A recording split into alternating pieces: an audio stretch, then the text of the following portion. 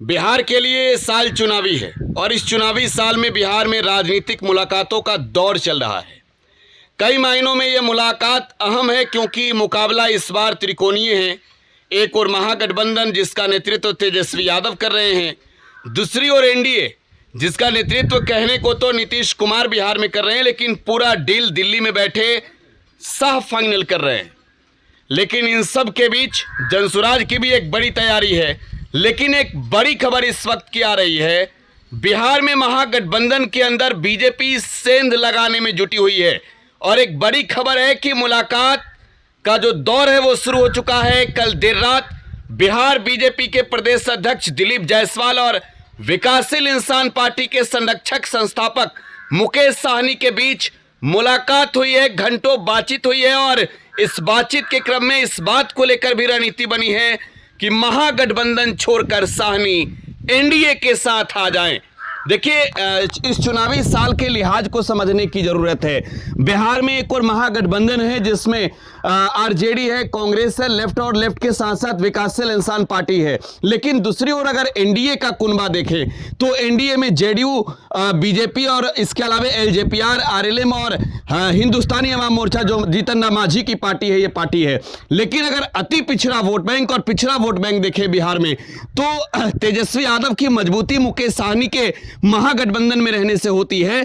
और यही वजह है कि इस साल में जिस तरीके से मुकेश साहनी लगातार अपनी पार्टी के कुनबे को मजबूत करने में जुटे हैं, उनकी डिमांड भी महागठबंधन के अंदर बढ़ती जा रही है।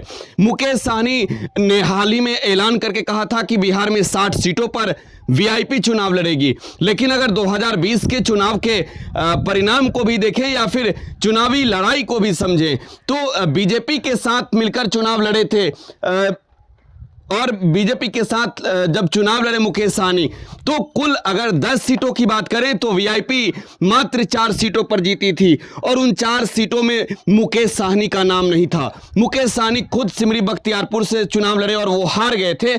लेकिन राजनीतिक रूप से साहनी को जो है वो संरक्षण तब भारतीय जनता पार्टी ने दिया और साहनी बिहार विधान परिषद के सदस्य बने, बिहार सरकार के माननीय मंत्री भी बने।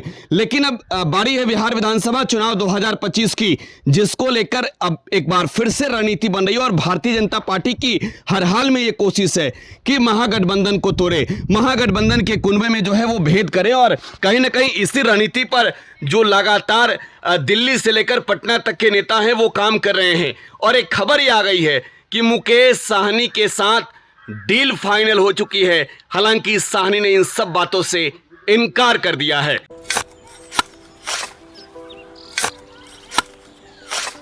नई का साल मुबारक हो चाचा। मुबारक। जब तक इस सरकार बा तब तक नया साल मुबारक। का बात करत बाड़? बात ई बा, साल चाहे नया होके दिन चाहे, हमार जिंदगी में तो बस दुख है, दुख बा।